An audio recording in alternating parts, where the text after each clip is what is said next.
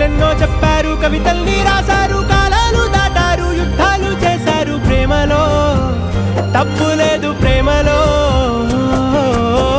వేల వేల వెన్నెలంత నీదవాలి వెలుగునంత మోయమంటే నేను ఎంత రే.